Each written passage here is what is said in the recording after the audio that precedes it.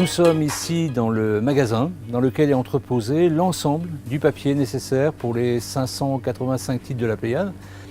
Ça occupe 95% de la surface de ce magasin-là. Tout l'emplacement est donc dédié au stockage du papier appartenant à Gallimard pour les besoins de la Pléiade. Dans ce magasin-là, on va retrouver l'ensemble des cuirs de la Pléiade dans les différentes teintes. Là, on a du Havane, par exemple. On a du bleu, du rouge Churchill, du vert. Sur un rouleau, nous avons donc bien sûr un tube qui permet l'enroulement de ces peaux brutes. Et nous avons 12 peaux protégées par un papier blanc extérieur pour protéger des UV. Une peau fait en moyenne 0,75 m². Après c'est très fluctuant, ça peut aller de 0,60 à 1 m².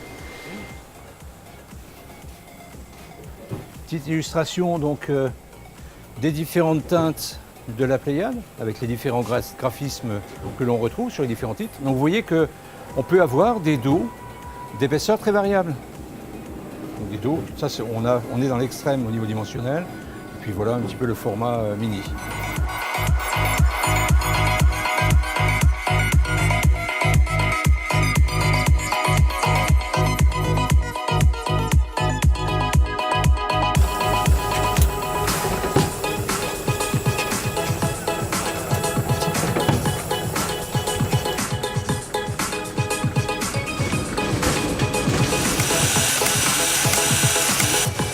Une fois que nous avons effectué la pliure de l'ensemble des signatures, l'ensemble des cahiers, on va orienter cette production-là vers l'opération suivante, l'opération d'assemblage.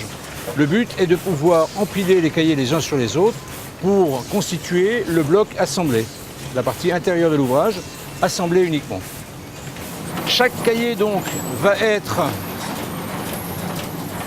désolidarisé de l'ensemble et emmené individuellement en étant pincé simplement par deux courroies vers le début du cycle suivant. Donc le bloc cousu va être placé à l'introduction de la machine, va suivre le déroulement de la production donc en passant dans l'ensemble de ces modules pour ressortir sous cette forme définitive. Et là on se retrouve avec le corps d'ouvrage, donc la partie intérieure, sous sa forme définitive.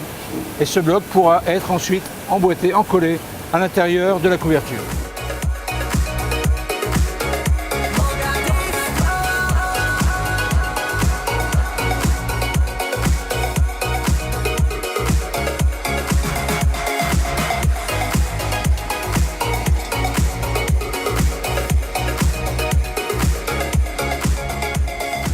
La finition consiste à disposer sur l'ouvrage qui était emboîté un rhodoïde. C'est en fait une jaquette plastifiée.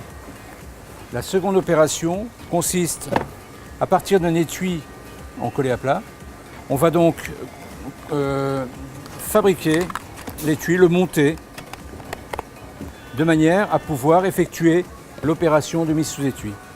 Donc on place ensuite le volume avec son rhodoïde dans l'étui qui a été préalablement formé et on dispose l'ensemble dans des caisses américaines, double cannelure de manière à avoir vraiment une protection optimale, l'ensemble sur la palette et bien sûr retour à la case départ dans le magasin pour se préparer à l'expédition dans le bâtiment d'à côté, le bâtiment de la Solis, dépendant de Gallimard.